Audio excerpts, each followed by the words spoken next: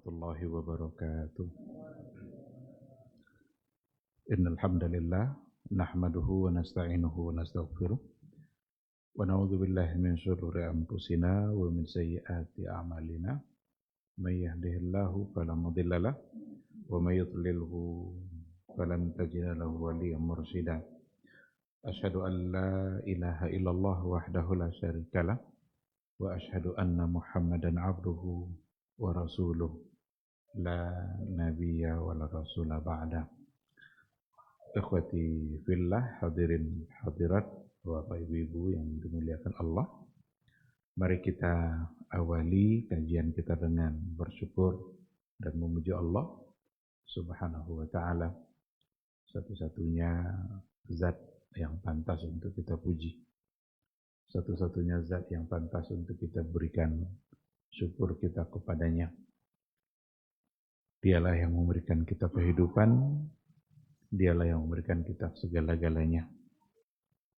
Apapun yang terjadi dalam kehidupan kita, semua atas kehendaknya. Kita bisa hadir di rumah Allah pada malam hari ini karena Dia pula yang memudahkan. Kita disehatkannya, kita diberikannya waktu serta semangat untuk duduk di majelis ilmu.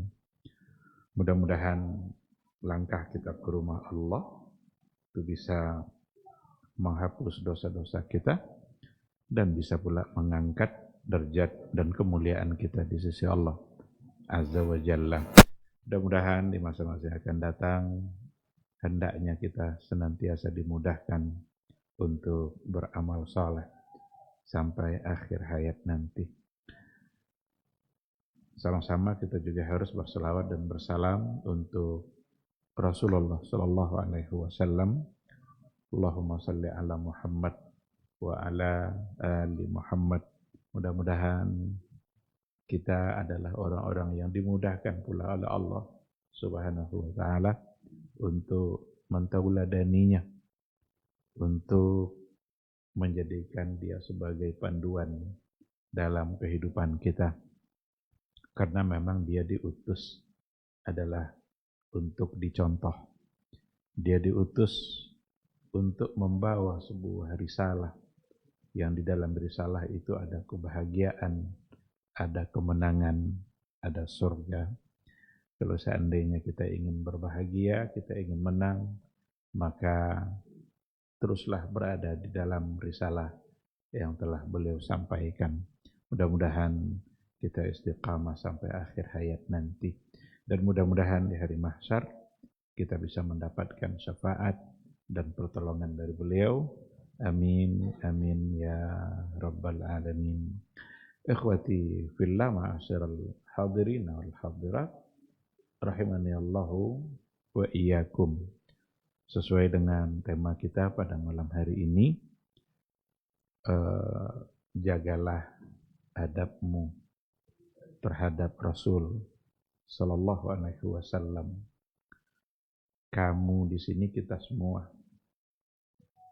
yang harus senantiasa menjaga adab.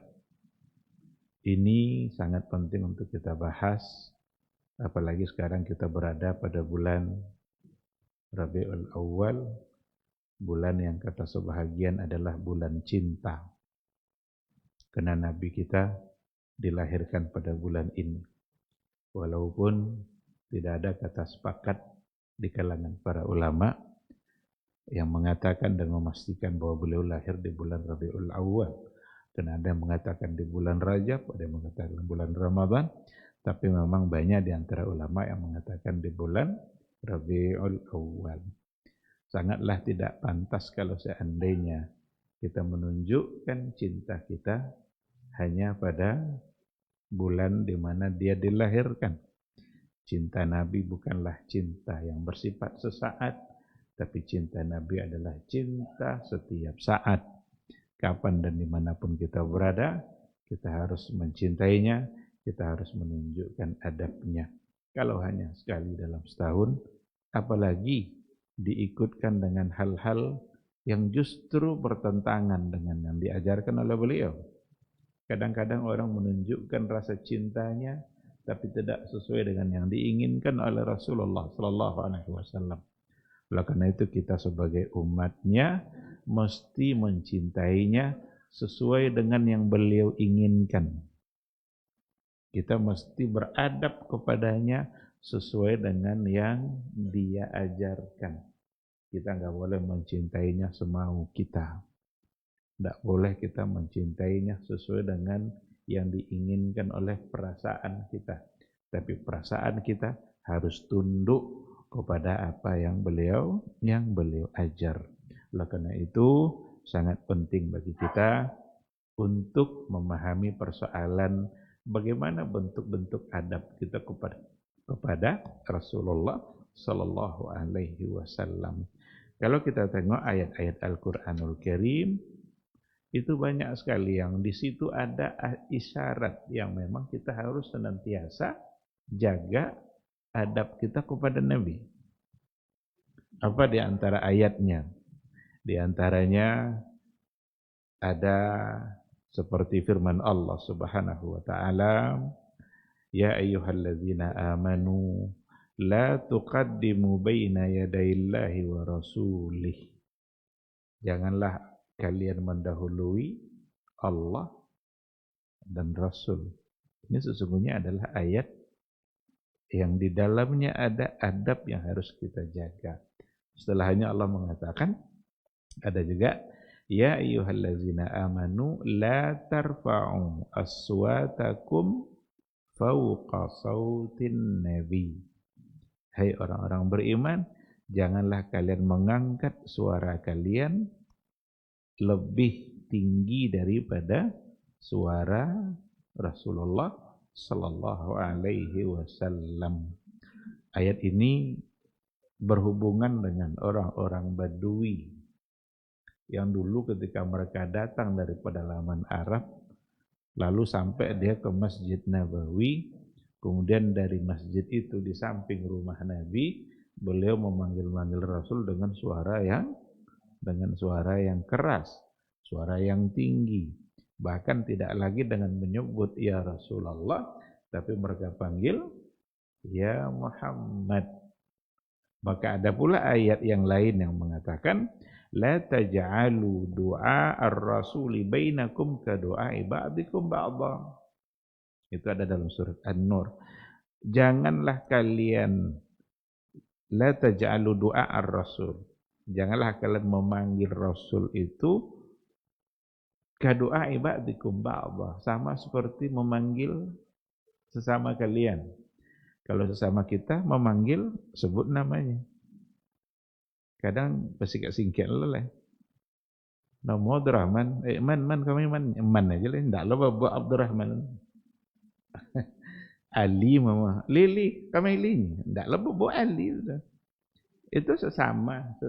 Tapi ayat ini jangan kalian memanggil Nabi kadu'a ibadikum ba'dha, sama seperti memanggil sesama kalian. Maka dilaranglah sahabat itu memanggil ya Muhammad karena menyebut namanya, ada adabnya. Maka ya Rasulullah, ya Nabi Allah. Sahabat kalau bertanya kepada Nabi, ya Rasulullah, wahai Rasulullah. Aisyah Ummul Mukminin dan istri-istrinya, ketika dia memanggil, dia juga memanggil ya Rasulullah, ya Nabi Allah. Maka ayat-ayat yang kita sebutkan tadi itu semua adalah bentuk dari perintah Al-Qur'anul Karim agar kita senantiasa menjaga adab terhadap Nabi. Karena adab terhadap Nabi itu bagian dari iman. Adab kita kepada Rasulullah sallallahu alaihi wasallam itu gambaran dari pancaran iman kita kepada dia. Semakin kita tidak beradab, berarti semakin kurang iman kita kepada Rasulullah sallallahu alaihi wasallam, dan semakin sempurna adab kita kepada beliau, maka semakin sempurna pula lah keimanan kita kepada dia. Maka dalam buku ini disebutkan banyak hal yang berkaitan dengan adab, di mana kita sebagai umat Nabi Muhammad sallallahu alaihi wasallam memang dituntut untuk menjaga adab kita kepada Dia sebagai bukti bahwa kita adalah orang-orang yang betul-betul beriman kepadanya. Ada beberapa bentuk sebagai perwakilan dari adab-adab yang sangat asasi yang memang harus kita pahami bersama. Dan sebahagian dari apa yang akan saya sampaikan, saya yakin juga semua kita sudah paham. Cuma kita penting untuk mengulang-ulangnya agar semakin mendalam. Yang pertama sekali, awalan adab kita kepada Rasulullah sallallahu alaihi wasallam adalah mahabbatuhu sallallahu alaihi wasallam wa mahabbatu ali baitihi wa mahabbatu ashabihi. Ini bisa dipisah-pisah bahasannya karena ada 3 di situ sebenarnya, tapi karena hubungannya sama cinta maka kita satukan. Mahabbatuhu, kita mesti mencintainya. Wa mahabbatu ali baiti, mencintai ahlul bait, keluarganya. Wa mahabbatu ashabi, dan mencintai sahabatnya. Kita kalau tengok buku-buku akidah para ulama, akidah imam mazhab, 4 imam mazhab, itu ketika bicara tentang akidah, selalu mereka bicara tentang pandangan mereka tentang sahabat Nabi. Berarti itu bagian dari tauhid, bagian dari keimanan, bagian dari akidah. Nah, oleh karena itu yang pertama, mahabbatu, kita mesti mencintainya. Tidak akan pernah sempurna keimanan seseorang sampai dia mencintai Rasul lebih dari dirinya sendiri. Maka cinta Nabi itu hubungannya bukan dengan persoalan perasaan saja. Ini persoalan keimanan. La yu'minu ahadukum hatta akuna ahabba ilaihi. Taklah sempurna keimanan seseorang sampai saya ini lebih dia cintai dari selainnya. Maka kesempurnaan iman berarti ada pada mencintai Nabi secara sempurna lebih dari segala-galanya.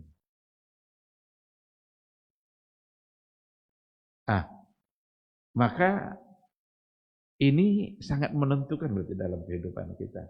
Umar bin Al-Khattab radhiyallahu anhu itu di hadapan Nabi dia bilang, ya Rasulullah, la anta ahabbu ilayya min kulli syai illa min nafsi.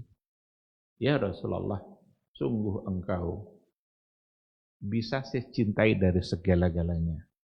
Akan saya cintai kamu lebih dari segala-galanya ya Rasulullah, illa min nafsi, kecuali dari diri saya sendiri. Untuk diri saya kayaknya lebih cinta saya kepada diri saya Rasulullah daripada engkau. Apa kata Rasul? Faqala lahu la ya Umar. Tidak wahai Umar. Tidak akan cukup itu wahai Umar. Tidak akan sempurna imanmu ya Umar. Maka Nabi mengatakan, la ya Umar hatta akuna ahabba ilaika min nafsik. Tidak akan sempurna imanmu sampai saya lebih engkau cintai termasuk dari dirimu sendiri. Lalu setelah itu Umar berkata, fa wallahi, demi Allah, la anta ahabbu ilayya min nafsi. Sungguh engkau lebih aku cintai termasuk dari diri saya sendiri ya Rasulullah. Faqala lahu, lalu Rasul berkata, al-ana ya Umar. Al-an, sekarang sempurna imanmu wahai Umar. Nah, oleh karena itu yang pertama sekali, mahabbatuhu, mencintainya. Bagaimana cara mencintainya? Para sahabat dulu sudah tercatat dalam sejarah bagaimana mereka menunjukkan cintanya kepada Nabi. Tidak boleh oleh dia Nabi itu tersakiti sedikit pun. Tidak boleh tersakiti. Ada di antara kisah namanya Ayyamur Raji'. Ayyamur Raji' itu orang-orang jahiliyah, kafir-kafir itu meminta dikirimkan para penghafal Al-Quran supaya mereka mengajar mereka Quran. Nabi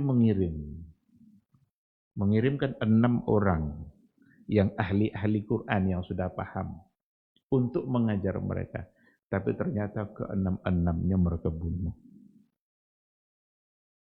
Sedih sekali Nabi ketika itu. Bahkan itu diantaranya Nabi melakukan kunut nazilah selama sebulan. Karena Nabi merasakan kesedihan yang luar biasa. Salah satu dari yang 6 itu ditanya oleh petinggi-petinggi Quraisy jahiliyah ketika itu. Pertanyaannya kalau nggak salah namanya Zaid bin apa gitu. Maukah kamu, andaikan kamu diselamatkan, tapi di tempat kamu digantikan dengan Muhammad? Lalu apa jawabannya? Demi Allah katanya, saya tidak rela. Saya berada di rumah, sementara Nabi saya, Rasul saya, ketusuk duri. Betul-betul sangat mencintainya. Tengok dalam peristiwa Uhud. Dalam peristiwa Uhud, awalnya kan menang, tapi pada akhirnya mengalami kekalahan. Pada saat kekalahan itu mereka diserang. Rasul itu dikelilingi oleh kira-kira 8 atau 10 sahabat. Sebelah sini. Kalau ada panah dari sana, nih punggung nih yang nengkis nih. Kalau ada pedang dari sini, nih yang dada ini yang nyambut. Yang penting Nabi selamat. Itu ketika Nabi hidup, mereka bisa membuktikan. Sekarang Nabi kan sudah tidak ada. Bagaimana cara membuktikannya? Nabi kita sudah tidak ada, kita mau bela dia sudah wafat. Berarti yang tersisa untuk kita adalah membela sunnahnya. Maka mencintai Nabi berarti mencintai sunnahnya. Suka apa yang beliau suka, benci pula apa yang beliau benci. Semua yang beliau mencintainya, maka kita ikut pula untuk mencintainya. Semua yang beliau benci, maka kita ikut pula untuk membencinya. Kalau terbalik, yang beliau suka kita benci, yang beliau benci kita suka. Kadang sunnah jadi bahan olok-olokan. Sesuatu yang di dalamnya ada anjuran Nabi sebagai sebuah sunnah, tapi kadang-kadang menjadi sesuatu yang bahan tertawaan, bahan candaan, guyonan kata orang. Padahal itu bagian dari sunnah yang memang kalau kita laksanakan itu bagian dari bukti cinta kita kepada Rasulullah Sallallahu Alaihi Wasallam. Nampak orang menjanggui?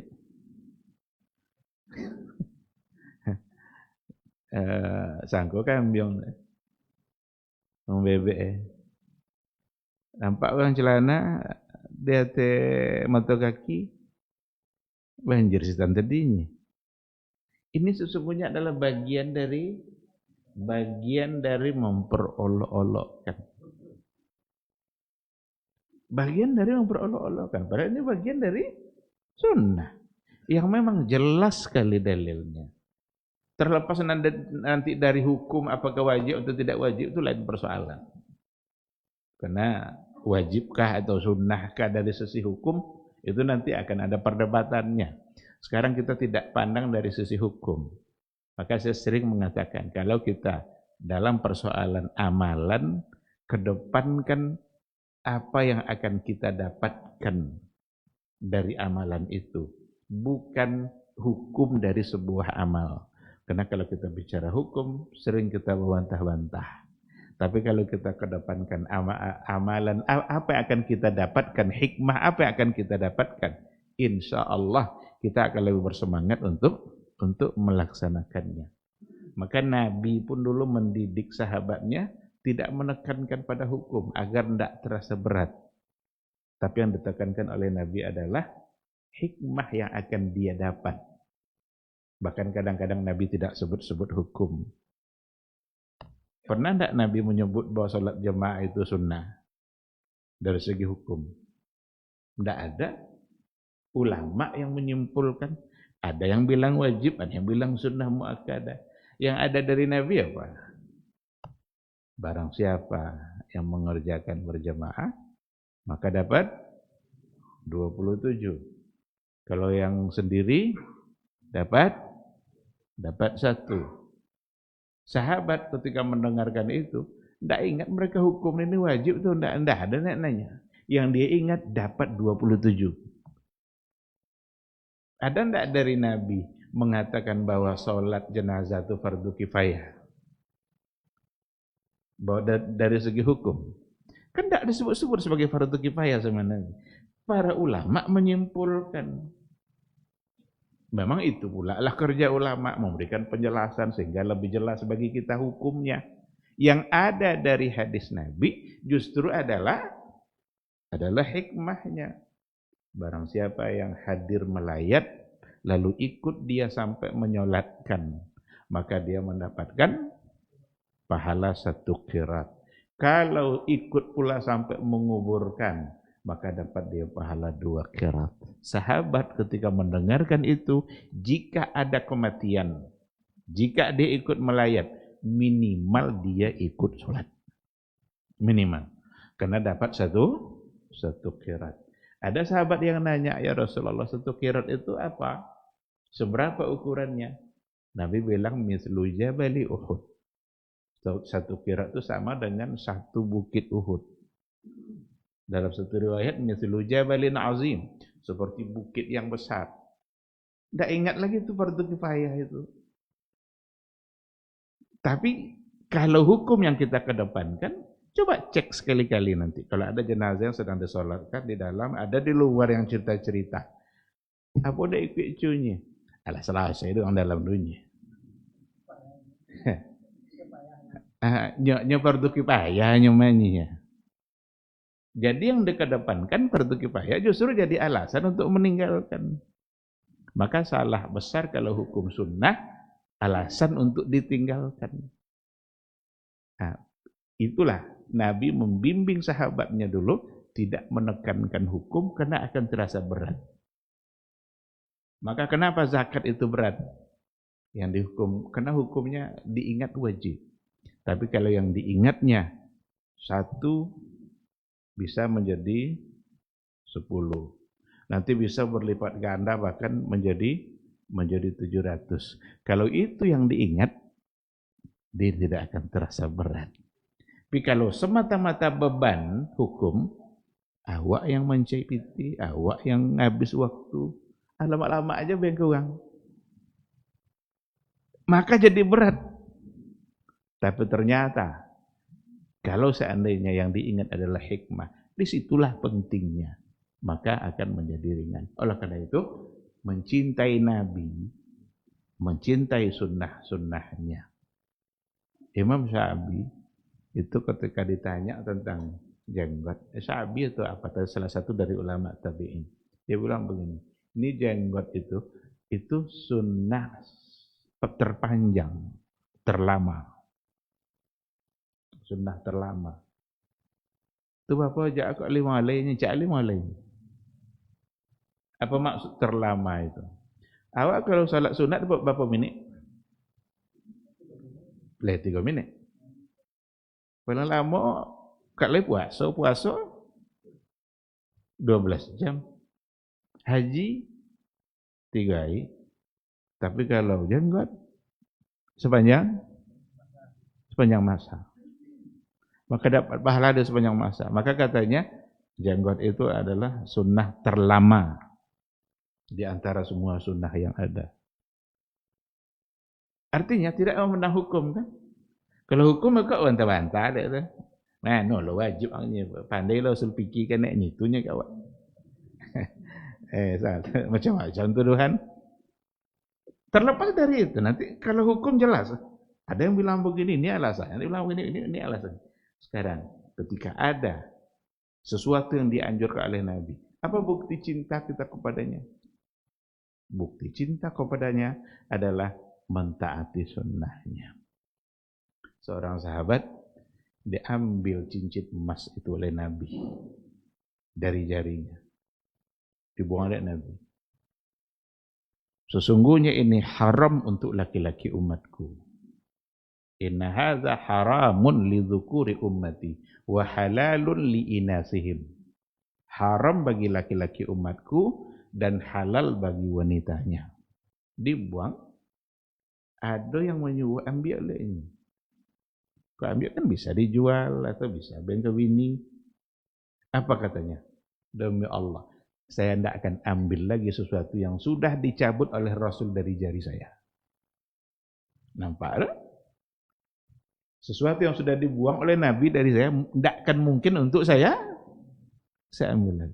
Ini bukti bahwa mereka itu bagaimana disuruh Nabi, itulah yang mereka lakukan dan tidak ingin untuk bertentangan merubah sama sekali. Nah, oleh karena itu adab kita yang pertama kepada Rasulullah SAW adalah mahabbatuhu, mencintainya. Ini akan panjang tentu saja ceritanya dan kita masuk pada mahabbatu ahli baiti. Selain daripada mencintainya, juga mencintai keluarganya. Mustahil seseorang mencintai Nabi, tapi dia justru membenci keluarganya. Kenapa ketika bicara akidah, para ulama dulu selalu mengaitkan dengan kedudukan sahabat? Karena untuk menolak orang-orang Syiah yang kata mereka mencintai Ahlul Bait, tetapi benci orang yang paling dicintai Nabi. Ya Rasulullah, siapa yang paling kamu cintai? Aisyah, kata Rasul. Kalau dari kalangan laki-laki, abuha, ayahnya. Berarti yang paling dicintai Nabi, Aisyah. Karena itu adalah istrinya yang sangat dia cintai. Dari kalangan laki-laki siapa ya Rasulullah? Abuha, bapaknya katanya. Berarti mertuanya. Karena Abu Bakar adalah bapaknya Aisyah. Mungkinkah seseorang dianggap mencintai Nabi, tapi dia justru membenci orang yang paling dicintai oleh Nabi? Orang Syiah benci kepada Aisyah, benci kepada Abu Bakar. Apalagi yang Rafidhah, Syiah Rafidhah. Syiah itu banyak sekte-sektenya, tapi sekarang kecenderungannya Syiah yang ada sekarang memang kayaknya Rafidhah. Kalau dulu sekte Zaidiyah umpamanya itu banyak di wilayah Yaman. Di wilayah Yaman disebut juga dengan Al-Hadawiyah. Kalau ketemu kata Al-Hadawiyah dalam kitab Subulus Salam umpamanya, Imam San'ani berkata Al-Hadawiyah itu maksudnya adalah kelompok Syiah tapi Zaidiyah. Dia lebih dekat kepada Ahlus Sunnah. Cuma yang ada sekarang termasuk yang di Yaman sendiri, yang hari ini, yang sekarang, itu kecenderungannya sama dengan Rafidhah. Kenapa disebut Rafidhah? Rafidhah itu dari kata Rafadhah. Rafadhah itu artinya menolak. Mereka menolak kekhalifahan 3 sahabat Abu Bakar, Umar, Utsman. Karena kata mereka yang seharusnya menjadi khalifah setelah Rasul adalah Ali. Ini yang 3 ini perampas kekuasaan. Maka yang 3 ini min ahlin nar, masuk neraka. Para 3-3 orang sangat dicintai oleh Rasulullah. Istrinya sendiri Aisyah, Ummul Mukminin. Apa kata salah seorang dari ulama Syiah? Aisyah mu'allaqatun finnar al-an ta'kulul jiyaf. Itu ungkapan ulama Syiah yang Rafidhah.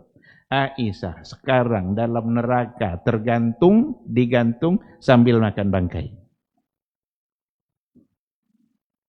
Maka ulama-ulama Islam yang mu'tabar mengatakan sulit untuk mengatakan Syiah itu sebagai muslim. Muslim mana yang bisa dianggap sebagai muslim ketika dia mengafirkan orang-orang mulia? Nah, oleh karena itu, Ahlul Baiti, keluarga Nabi. Siapa yang masuk keluarga Nabi ini? Tentu bukan hanya orang-orang tertentu. Orang-orang Syiah mengatakan Ahlul Bait itu 5 aja. 5 aja yang masuk dalam kategori Ahlul Bait. Rasul sendiri, Fatimah, Ali, Hasan, Husain. Ini yang mereka maksudkan dengan Ahlul Bait. Kenapa dibatasi pada yang 5 ini saja? Oh, kalau seandainya Ali sangat dicintai kena nikah sama Fatimah, maka masuk dalam Ahlul Bait. Bukankah Utsman ibn Affan nikah dengan 2 anak Nabi? 2 yang dinikahinya. Ummu Kulsum, Ruqayyah. Maka namanya Dzunnurain. Utsman itu namanya Dzunnurain, pemilik 2 cahaya, karena dia nikah dengan 2 putri Nabi. Ali kan nikah sama 1 putri Nabi. Kenapa sangat dicintai padahal cuma 1 anak Nabi yang dinikahinya? Utsman nikah dengan 2 putri Nabi, tapi kenapa dibenci? Hasan Hussein anak dari Fatimah.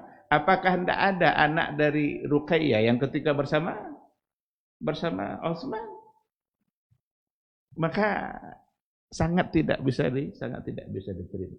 Nah, oleh karena itu mencintai Nabi itu bagian dari adab terhadap beliau, termasuk mencintai Ahlul Bait, mencintai keluarga Rasulullah sallallahu alaihi wasallam. Dan yang dimaksud dengan keluarga Nabi ini termasuklah istri-istri yang sangat dia cintai. Pak Aisyah, Ummu Salamah, nanti semua istri-istri Nabi itu bagian dari keluarga Rasulullah yang wajib juga kita cintai, karena mereka disebut dengan Ummul Mukminin. Namanya aja Ummul Mukminin, berarti ibu orang-orang beriman. Maka istri Nabi setelah Nabi wafat haram untuk dinikahi oleh siapapun. Tidak boleh nikah dengan laki-laki manapun. Fatimah, Nabi wafat, dia masih muda. Tapi dia Ummul Mukminin, terlarang untuk dinikahi. Karena ibu orang-orang beriman yang nanti akan mendapatkan kemuliaan pula di akhirat kelak bersama Rasulullah sallallahu alaihi wasallam. Jadi, ikhwati fillah, mahabbatuhu wa mahabbatu ahli baitihi wa mahabbatu ashabi, dan mencintai sahabat, bukan hanya sekedar Ahlul Bait, tapi sahabat-sahabat Nabi adalah merupakan orang-orang yang wajib untuk kita cintai. Jangan pernah memaki-makinya. Dalam hadis Nabi dikatakan la tasubbu ashabi, jangan kalian coba untuk mencela sahabat-sahabatku. Fa inna ahadakum law anfaqa mithla Uhudin zahaban. Kalau seandainya ada di antara kalian, tentu maksudnya orang lain yang tidak mencintainya, menginfakkan sebesar bukit Uhud emas, ma balagha nisfa, belum sampai yang dia dapat itu separuh telapak tangan sahabat. Begitulah kemuliaan mereka. Mereka mendapatkan kemuliaan dikarenakan mereka bersama Nabi, bertemu Nabi, membela Islam bersama Rasulullah sallallahu alaihi wasallam. Kemuliaan inilah yang tidak didapatkan oleh selain sahabat. Tabi'in orang mulia, tapi mereka tidak akan menyamai kemuliaan sahabat. Maka Umar bin Abdul Aziz, orang yang sangat terkenal sebagai khalifah, tetapi dia tidak lebih mulia dari Muawiyah, tidak lebih mulia dari sahabat-sahabat yang lain. Karena Umar bin Abdul Aziz tak berjumpa dengan Rasulullah sallallahu alaihi wasallam. Karena itu mencintai sahabat itu menjadi sebuah kewajiban, itu bagian dari iman. Para ulama tabi'in dulu mengatakan, andaikan kalian temukan ada di antara orang yang memaki-maki sahabat, ketahuilah bahwa dia itu adalah zindiq. Kalau ada orang yang memaki-maki sahabat, itu ciri bahwa dia adalah orang yang celaka, orang yang kufur, karena melakukan sesuatu yang tidak pantas untuk dilakukan. Nah, ikhwati fillah, ma'asyarul hadirin wal hadirat rahimani Allahu wa iyyakum. Jadi ini pada poin yang pertama, bagian dari adab, bagian dari adab. Seperti orang-orang Syiah tadi, kalau ditanya, siapakah orang yang paling buruk, yang paling jelek? Orang Syiah bilang apa? Sahabat. Orang Yahudi, Nasrani saja kalau ditanya, siapakah orang yang paling baik? Mereka akan jawab sahabat-sahabat Isa, sahabat-sahabat Musa. Itulah orang-orang yang terbaik. Orang Syiah kalau ditanya justru yang terburuk adalah sahabat Nabi. Maka ada di antara ulama yang mengatakan kalau begitu orang Syiah lebih buruk daripada Yahudi dan Nasrani. Ada tuduhan yang luar biasa ketika ungkapan tadi muncul. Apa tuduhan itu? Berarti Nabi salah dalam memilih sahabat. Berarti Nabi salah dalam memilih istri. Kan salah jadinya Nabi memilih istri. Aisyah adalah istri dia, sangat dia cintai. Sekarang dibenci oleh orang Syiah. Berarti Nabi salah. Maka sebenarnya mereka tidak sedang mencintai Nabi. Mereka hanya kamuflase saja. Itu bahasa-bahasa supaya keyakinan mereka bisa diterima. Disitulah awalnya kenapa mereka harus bertaqiyah. Taqiyah itu menyimpan kebenaran di hati, kemudian diucapkan yang lain. Maka taqiyah itu sama dengan bohong. Itulah rukun dia beribadah. Rukun agamanya adalah berbohong. Tidak boleh disampaikan yang sebenarnya. Berarti berbeda antara apa yang diucapkan oleh lisan dengan apa yang ada di hati. Masuk waktu, kita akhiri dulu. Insyaallah kita sholat, kemudian nanti kita sambung sebatas waktu yang memungkinkan. Terima kasih. Subhanakallahumma bihamdika asyhadu an la ilaha illa anta astaghfiruka wa atubu ilaik. Wassalamualaikum warahmatullahi wabarakatuh.